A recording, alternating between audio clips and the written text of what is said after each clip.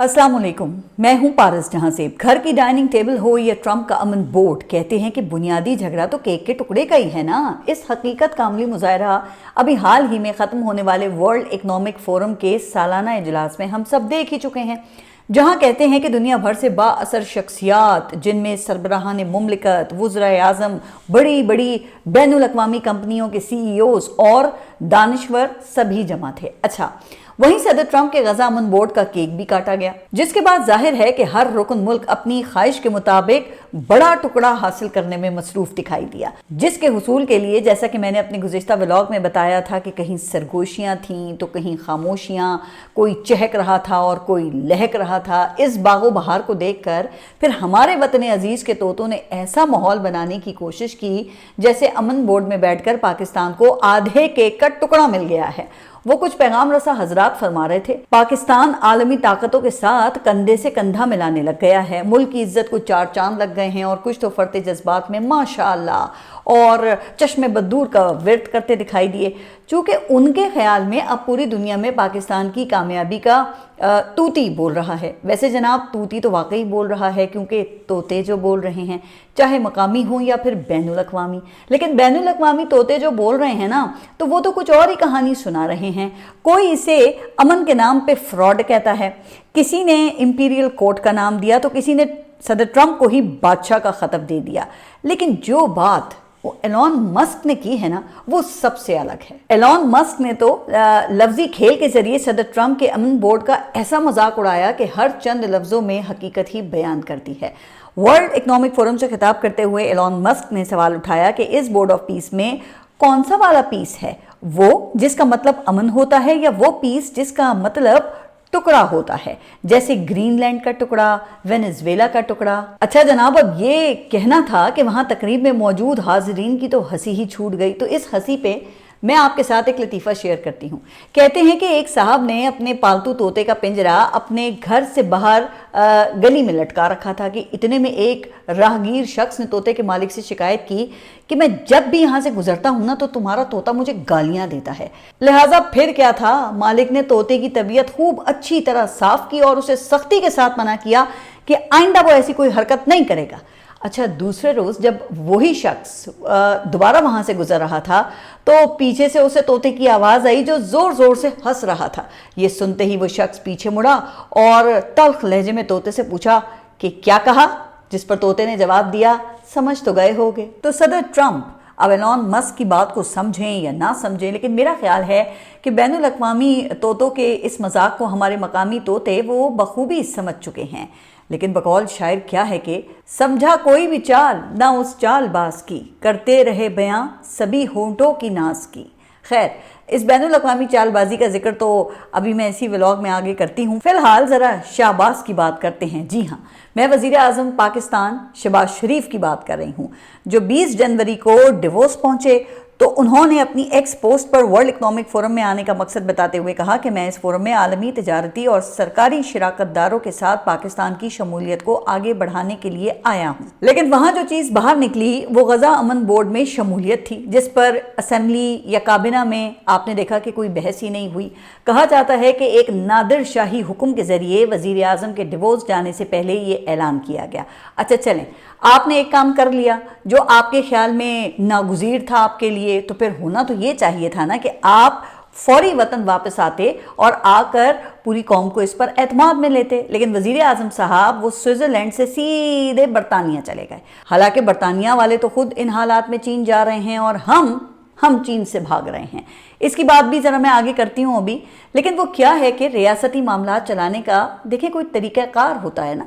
पाकिस्तान कोई कबीला तो है नहीं कि जिसका फैसला कोई भी ट्राइबल चीफ कर ले और फिर तवक्को की जाए कि इस पे कोई सवालात भी ना पूछे।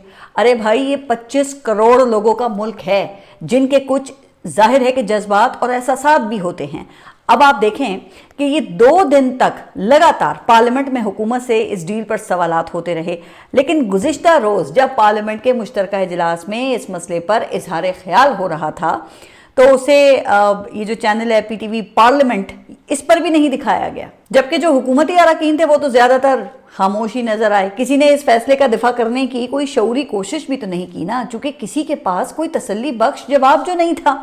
اچھا، اب مجھے نہیں معلوم کہ وہ جواب دینا نہیں چاہتے تھے یا انہیں اس بارے میں کچھ معلوم نہیں تھا، یا ہو سکتا ہے نا کہ اس بھاری فیصلے کی سیاسی اونرشپ لینے میں مشکل ہو، چونکہ جس ایک آدھ حکومتی رکن نے غزہ امن بورڈ کا دفاع کرنے کی کوشش بھی کی تو اس میں دلیل سے زیادہ منافقت نظر آئی۔ اب میں کسی خاص شخص کو یہاں پہ منافق نہیں کہہ رہی ہوں، میں اس رویے اور دلیل کی بات کر رہی ہوں جس کا مظاہرہ حکومت کی جانب سے کیا گیا ہے۔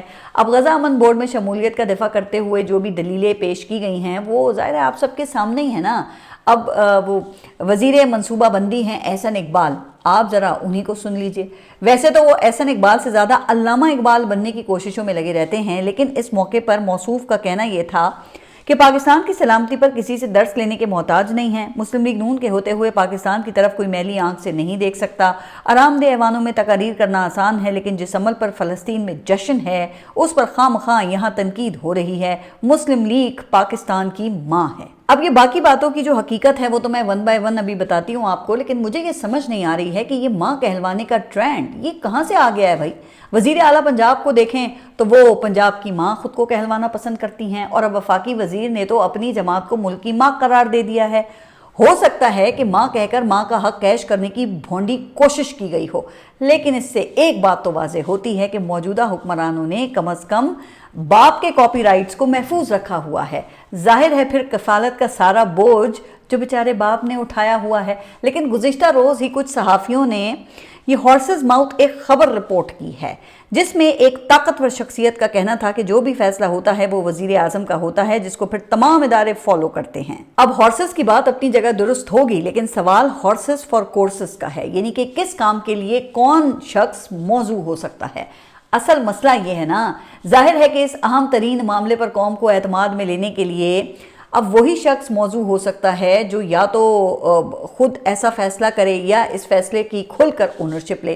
لیکن حکومتی رسپانس میں ان میں سے کسی ایک بات کی جھلک مجھے تو خیر نظر نہیں آئی ہے۔ اب یہ پارلیمنٹ کے مشترکہ اجلاس میں حکومت سے سوال غزہ امن بورڈ میں شمولیت کا ہوا، اور جواب میں احسن اقبال وہ 1998 کے ایٹمی دھماکوں کا ذکر لے کر بیٹھ گئے کہ ہم نے ملکی مفاد میں امریکی صدر کو بھی نہ کر دی تھی۔ اب ذرا بتائیے کہ کیا کوئی بھی عقل مند شخص اس دلیل کی بنیاد پہ صدر ٹرمپ کو غزہ امن بورڈ کے لیے کہی گئی ہاں پر مطمئن ہو سکتا ہے؟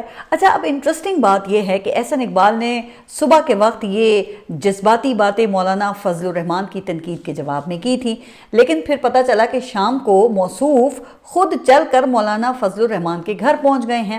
بظاہر کہا گیا کہ غزہ امن بورڈ پر تحفظات دور کرنے آئے ہیں۔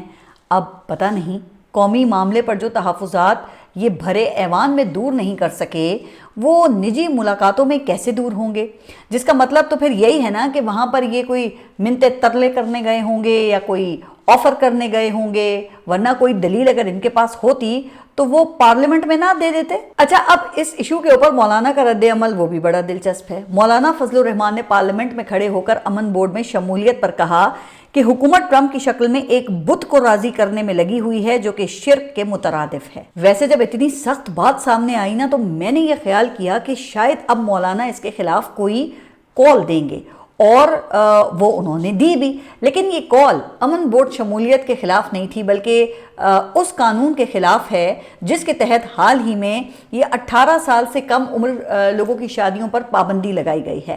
تو مولانا کا کہنا یہ تھا کہ میں آپ کے اس قانون کی خلاف ورزی کروں گا اور 18 سال سے کم عمر نوجوانوں کی شادیاں کرواؤں گا۔ اب بتائیے کہ اس کال سے حکومت کی صحت پہ کیا اثر یا فرق پڑے گا بھائی؟ بھلے مولانا اس طرح کا کوئی میرج بیورو ہی کھول کے کیوں نہ بیٹھ جائیں، کیونکہ حکومت کا مقصد تو بٹھانا ہی ہے۔ تو پھر سوال تو اٹھتا ہے نا کہ یہ احسن اقبال یہ کیا لینے مولانا فضل الرحمان کے گھر گئے تھے، جبکہ امن بورڈ کو تو تمام اپوزیشن جماعتیں وہ یکسر مسترد کر چکی ہیں۔ پھر میں نے اس پر تھوڑی بہت تحقیق کی تو پتہ یہ چلا کہ مولانا نے گزشتہ روز ایک میڈیا انٹریکشن میں کچھ باتیں کی ہیں جن کی وجہ سے ممکنہ طور پر احسن اقبال دوڑے دوڑے مولانا کے گھر پہنچے یا پھر بھیجے گئے۔ اچھا، ویسے سب سے بڑی بات تو مولانا کا 2 ایشوز پر عمران خان کو کلین چٹ دینا ہے۔ جی ہاں، یہ عمران خان کی بہت بڑی ونڈیکیشن ہے۔ مولانا نے کہا کہ عمران خان کے دور میں سی پیک پر کام رکا تو چین ناراض ہوا اور ہماری طرف دیکھنے لگا، لیکن اب پی ڈی ایم کی دوسری حکومت ہے، ان دو حکومتوں میں 4.25 سال ہو گئے ہیں لیکن سی پیک 1 انچ آگے نہیں بڑھا، جس کی وجہ سے چین مایوس ہو گیا ہے۔ اچھا، اس موقع پر کسی صحافی نے یہ سوال کیا کہ مولانا سے کہ آپ عمران خان کو یہودی ایجنٹ کہتے تھے، تو کیا آج کی حکومت بھی یہودی ایجنٹ ہے؟ تو اس پر مولانا نے یہ اعتراف کیا کہ عمران خان کے دور میں اسرائیل کو تسلیم کرنے کی بات ہوئی تھی، لیکن موجودہ حکمران اس سے بھی 2 قدم آگے چلے گئے ہیں، لہٰذا اس سے ظاہر ہوتا ہے کہ یہ حکومت کا نہیں، اسٹیبلشمنٹ کا ایجنڈا ہے جو ہر کام عسکری سوچ سے کرتے ہیں، جس کی وجہ سے پاکستان دشمنوں کے نرغے میں آ گیا ہے۔ پھر دوسری بات، وہ جانے اور بلانے والے دونوں کے لیے نہایت ہی سخت تھی۔ تو مولانا نے وہ یہ کی کہ کچھ مدح سرا قسم کے خواجہ سراؤں کو یہ لوگ بلا کر سمجھتے ہیں کہ مذہبی طبقہ ہمارے ساتھ ہے، تو یہ ان کی بھول ہے۔ اور پھر تیسری بات یہ کہ موجودہ حکمران نوکر کا کردار ادا کر رہے ہیں۔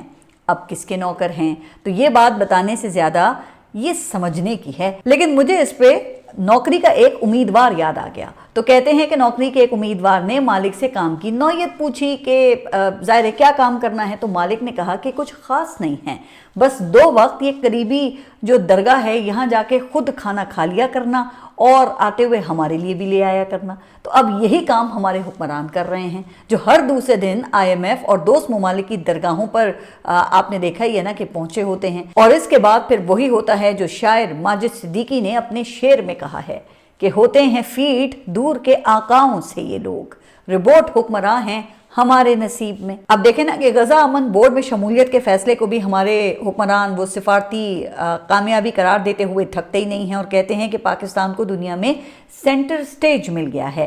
اب یہ کون سا سینٹر سٹیج ہے جس میں اقوام متحدہ کی سیکیورٹی کاؤنسل کے 4 مستقل ممبر ملک وہ تو شامل ہی نہیں ہیں، جن میں چین اور روس، برطانیہ اور فرانس شامل ہیں۔ اچھا، چین نے کہا ہے کہ حالات جیسے بھی ہوں چین اقوام متحدہ کو مرکز بنا کر بین الاقوامی نظام اور قانون کی حفاظت کرے گا، جس کا مطلب پھر یہ ہے کہ ہمارا فیصلہ پھر اقوام متحدہ کے نظام اور قانون کے حق میں نہیں ہے۔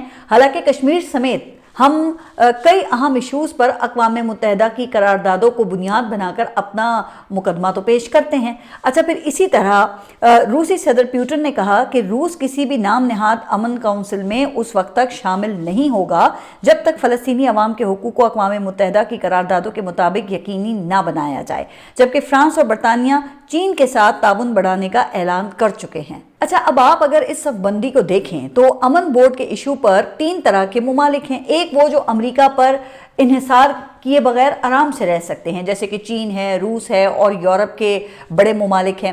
پھر دوسرے نمبر پہ آتے ہیں عرب ممالک، جن کی سیکیورٹی وہ امریکہ کی مرہون منت ہے، لہٰذا امریکہ کا ساتھ دینا ان کی مجبوری ہے۔ پھر ہمارے حکمرانوں کی اپنی بھی کمزوریاں ہیں، جیسے کہ ابھی یورپی ممالک کی جانب سے خط لکھا گیا تو تب جا کر اپوزیشن کو آپٹکس کی حد تک سپیس دی گئی ہے اور پارلیمنٹ میں اپوزیشن لیڈر کا تقرر ہوا، لیکن دوسری طرف صدر ٹرمپ وہ اگر ناراض ہو جائیں تو پھر وہ خط نہیں لکھتے، بلکہ کہا جاتا ہے کہ وہ حکومت ہی تبدیل کرنے کی کوشش کرتے ہیں۔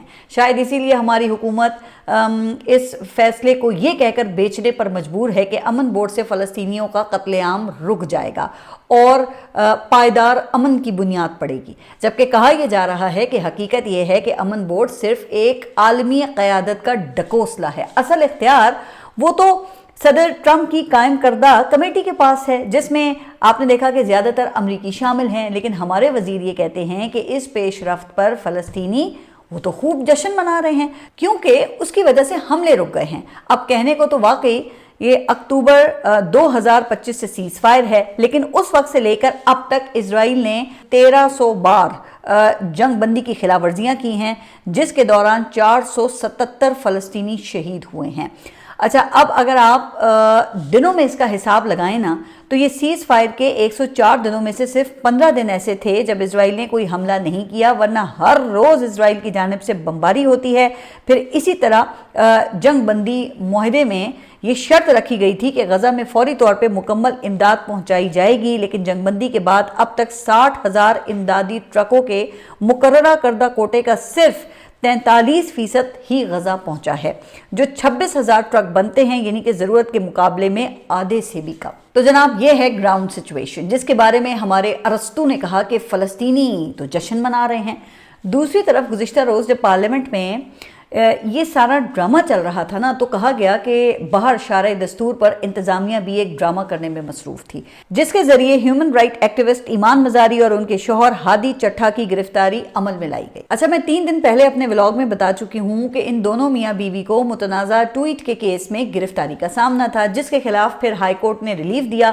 تو کہا یہ جاتا ہے کہ پولیس وہ اچانک 6 ماہ پرانے ایک واقعے کی مذاق خیز FIR لے آئی اور ہائی کورٹ کے باہر ان دونوں کی گرفتاری کے لیے کھڑی ہو گئی، جس سے بچنے کے لیے پھر دونوں نے ہائی کورٹ بار کے صدر کے دفتر میں پناہ لی، اور پھر 3 دن تک یہ دونوں وہیں محصور رہے اور اس دوران پولیس انتظار کرتی رہی۔ پھر گزشتہ روز ہائی کورٹ بار اور انتظامیہ کے درمیان مذاکرات کے ذریعے پھر یہ طے ہوا کہ ان دونوں کو لوور کورٹ تک رسائی دی جائے گی، وہاں پھر جو فیصلہ عدالت کرے گی اس کے مطابق ہی پھر کاروائی ہوگی۔ لیکن جب اس انڈرسٹینڈنگ کے تحت یہ دونوں میاں بیوی ہائی کورٹ سے نکل کر لوور کورٹ کی جانب روانہ ہوئے، تو پولیس نے فلمی انداز میں ان کا پیچھا کیا اور پھر سرینا انڈر پاس پر جا کر ان کو روک لیا اور زبردستی ان کو اٹھا کر لے گئی، جس کے بعد پھر کہا گیا کہ ان کو لوور کورٹ میں پیش کیا گیا، لیکن کسی صحافی کو کوریج کی وہاں اجازت نہیں دی گئی۔ وکلا کو بھی اپنے کلائنٹ سے ملنے نہیں دیا گیا، صرف یہ بتایا گیا کہ یہ کسی تیسری FIR میں ان کو گرفتار کیا گیا ہے، اور رپورٹ ہوا کہ جج کے کہنے کے باوجود ملزمان کے وکلا کو FIR کی کاپی نہیں دی گئی، بلکہ پروسیکیوشن اصرار کرتی رہی کہ عدالت ان کا جسمانی ریمانڈ دے، جو جج نے نہیں دیا، اور دونوں کو جوڈیشل ریمانڈ پر اڈیالہ جیل بھیجنے کا حکم دیا۔ اچھا، پھر شام کو ایمان مزاری کی والدہ اور سابق پاکستان تحریک انصاف کی رہنما شیری مزاری کا ایک ایکس پوسٹ بیان بھی سامنے آیا۔ انہوں نے لکھا کہ مجھے بالکل معلوم نہیں ہے کہ میری بیٹی اور اس کے شوہر کو کہاں لے جایا گیا ہے، پتہ نہیں گرفتاری کے دوران اور بعد میں ممکنہ تشدد کی وجہ سے وہ کس حالت میں ہوں گے۔ ہمارے وکلا ان کے لیے پانی، کچھ خشک میوہ جات اور دوائیں لے کر گئے تھے، مگر انہیں رسائی نہیں دی گئی۔ یہ ایک زبردستی گمشدگی ہے۔ تو اب ایک رائے یہ بھی آ رہی ہے کہ حکومت نے جان بوجھ کر ایسی حرکت کی تاکہ غزہ امن بورڈ والا جو ایشو ہے نا، اس سے کچھ توجہ ہٹائی جائے، لیکن ایسی حرکتوں سے پھر کہاں توجہ ہٹتی ہے، چونکہ غزہ امن بورڈ میں شمولیت کے بعد کہا یہ جا رہا ہے کہ کچھ فالو اپ اقدام بھی اٹھانے ہیں، جس میں فوج بھیجنے کا اہم فیصلہ بھی شامل ہے۔ گو کہ ابھی تک حکومت نے حتمی فیصلے کی تصدیق تو نہیں کی ہے، لیکن تصدیق تو امن بورڈ میں شمولیت کی بھی نہیں کی تھی نا، تو پھر دیکھتے ہیں کہ اس حوالے سے پھر کیا فیصلہ ہوتا ہے۔ لیکن بہرحال ایمان مزاری اور ان کے شوہر کے ساتھ جو ہونے والا سلوک ہے وہ قابل مذمت ہے، اور کہا جا رہا ہے کہ ہیومن رائٹس کی کھلی خلاف ورزی بھی ہے۔ خیر، اب آگے بڑھتے ہیں اور کچھ آپریشن متاثرین کے حقوق کی بات کرتے ہیں۔ اب یہ تیرا ویلی جہاں پر آپریشن ہو رہا ہے، وہاں پہ سخت سردی کے موسم میں بے گھر ہونے والے لوگوں کو اس وقت شدید مشکلات کا سامنا ہے۔ اب وزیر اعلیٰ خیبر پختونخوا سہیل آفریدی کا کہنا یہ ہے کہ آپریشنز کے اعلان کے بعد صوبے کے لوگوں کو بے گھر کر کے صوبے کے ذمے چھوڑ دیا گیا ہے، جس سے صوبائی وسائل پر بھاری مالی بوجھ پڑ رہا ہے۔ وفاق TDPs کے لیے مختص فنڈز نہیں دے رہا۔ 20 ارب صوبائی حکومت اپنی جیب سے خرچ کر چکی ہے، جبکہ مزید 100 ارب روپے کے نقصان کا خدشہ ہے۔ تو اب اس سے اندازہ ہوتا ہے کہ TDPs کا مسئلہ وہ کتنی شدت اختیار کر گیا ہے۔ اچھا، اب دوسری طرف پھر خیبر پختونخوا کے اپوزیشن لیڈر ہیں ڈاکٹر عباد اللہ۔ انہوں نے یہ الزام لگایا ہے کہ تیرا میں آپریشن کا فیصلہ وزیر اعلیٰ خیبر پختونخوا کی زیر صدارت ایپیکس کمیٹی میں ہوا۔ صوبائی حکومت بظاہر مخالفت کر رہی ہے، جبکہ آپریشن حکومت کے ایما پر ہو رہا ہے، اور اگر ان کا بس نہیں چلتا تو کرسی چھوڑ دیں۔ اچھا جناب، اب ان صاحب کا تعلق مسلم لیگ نون سے ہے، اور بتایا یہ جاتا ہے کہ یہ اس صوبائی جرگے میں بھی شامل تھے جہاں آپریشن کی متفقہ طور پہ مخالفت کی گئی تھی، لیکن پوائنٹ سکورنگ کے لیے اب انہیں بھی لگتا ہے کہ چابی دے دی گئی ہے۔ اب یہ کہہ کیا رہے ہیں کہ بس نہیں چلتا تو کرسی چھوڑ دیں۔ ویسے دو جماعتوں کی سیاسی مخالفت میں ایسے مطالبے کوئی بڑی بات نہیں ہے، لیکن جو اصول بنانے کی کوشش کی جا رہی ہے نا، اس کی اصلاح کرنا وہ ضروری ہے۔ یعنی کہ اگر وفاق کسی صوبائی حکومت کی بات نہ مانے، فنڈز ریلیز نہ کرے، تو صوبائی حکومت کو چاہیے کہ وہ فوراً استعفیٰ دے دے۔ تو جناب، یہ کیا بات ہوئی پھر؟ اگر خیبر پختونخوا کے اپوزیشن لیڈر کو اپنے صوبے کا اتنا ہی احساس ہے، تو کیا یہ بہتر نہیں ہے کہ وفاق میں اپنی حکومت کو یہ سمجھانے کی کوشش کریں؟ اب ایک طرف یہ حال ہے، اچھا، پھر دوسری طرف جو پنجاب حکومت ہے اس نے بسنت کے 3 دنوں یعنی کہ 6، 7 اور 8 فروری کو لاہور کے شہریوں کے لیے مفت سفر کی سہولت فراہم کرنے کا اعلان کیا ہے۔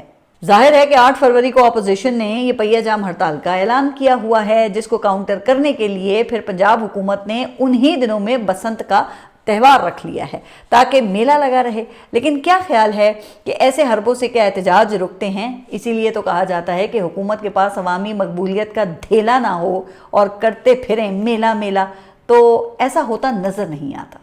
آپ سب اپنا خیال رکھیے اور اگلے ولاگ تک کے لیے اللہ حافظ۔